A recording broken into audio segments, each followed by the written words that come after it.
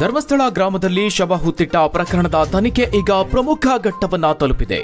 ಅನಾಮಿಕ ಸಾಕ್ಷಿದಾರ ತೋರಿಸಿದ ಸಮಾಧಿ ಅಗೆಯುವ ಕಾರ್ಯಕ್ಕೆ ಈಗ ಕ್ಷಣಗಣನೆ ಆರಂಭವಾಗಿದೆ.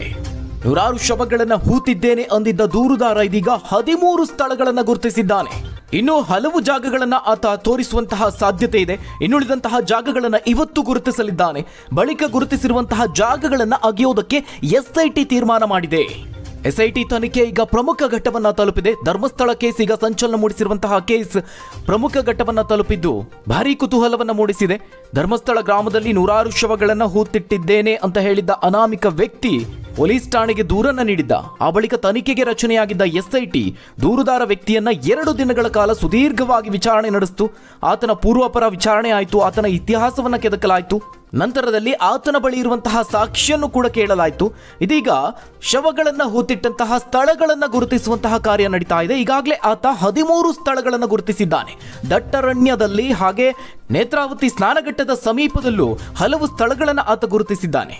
ವಿಚಾರಣೆಯ ಸಂದರ್ಭದಲ್ಲೇ ಆತ ಎಲ್ಲೆಲ್ಲಿ ಶವಗಳನ್ನು ಹೂತಿಟ್ಟಿದ್ದೇನೆ ಅನ್ನುವ ವಿಚಾರವನ್ನ ಎಸ್ಐಟಿ ತಂಡಕ್ಕೆ ತಿಳಿಸಿದ್ದ. ಈ ಹಿನ್ನೆಲೆಯಲ್ಲಿ ಸೋಮವಾರ ಧರ್ಮಸ್ಥಳ ಗ್ರಾಮದ ಬೇರೆ ಬೇರೆ ಕಡೆಗಳಲ್ಲಿ ಶವ ಹೂತಿಟ್ಟ ಸ್ಥಳಗಳನ್ನ ಗುರುತು ಮಾಡಲಾಗಿದೆ. ಇನ್ನು ಎಸ್ಐಟಿ ಅಧಿಕಾರಿಗಳು ಬಿಗಿ ಭದ್ರತೆಯಲ್ಲಿ ಆತನನ್ನ ಧರ್ಮಸ್ಥಳದ ನೇತ್ರಾವತಿ ಸ್ನಾನಘಟ್ಟದ ಬಳಿ ಕರೆತಂದು ಸ್ನಾನಘಟ್ಟದ ಎಡಬದಿಯಲ್ಲಿ 2 ಗಂಟೆಗಳ ಕಾಲ 1 ಕಿಲೋಮೀಟರ್ ಸಾಗಿ ಒಟ್ಟು ಬರೋಬ್ಬರಿ 8 ಸ್ಥಳಗಳನ್ನು ಗುರುತಿಸಲಾಗಿತ್ತು. ಬಳಿಕ ನೇತ್ರಾವತಿ ಸ್ನಾನಘಟ್ಟ ಹಾಗೆ ನೇತ್ರಾವತಿ ಸೇತುವೆಯ ಮಧ್ಯಭಾಗದ ಅರಣ್ಯ ಪ್ರದೇಶದಲ್ಲಿ 4 ಜಾಗಗಳನ್ನು ಗುರುತಿಸಲಾಗಿದೆ.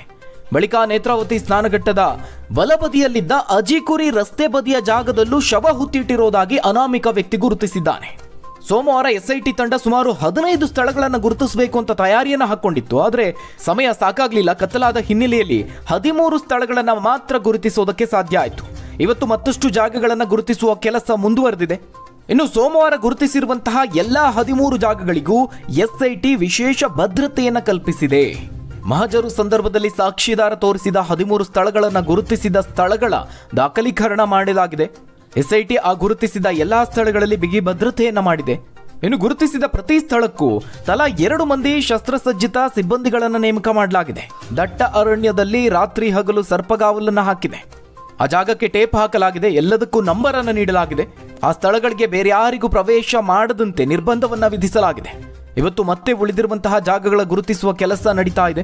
ಸ್ಥಳ ಮಹಜರು ಪ್ರಕ್ರಿಯೆ ಮುಗಿದ ನಂತರದಲ್ಲಿ ಎಲ್ಲವನ್ನ ಅಗೆಯುವ ತೀರ್ಮಾನವನ್ನ ಎಸ್ಐಟಿ ಮಾಡಿದೆ. ಎಸ್ಐಟಿ ತನಿಖೆ ಅಂತಿಮ ಘಟ್ಟಕ್ಕೆ ಬಂದಿದ್ದು ಸಮಾಧಿ ಅಗೆಯುವ ಕಾರ್ಯಕ್ಕೆ ಕ್ಷಣಗಣನೆ ಆರಂಭವಾಗಿದೆ.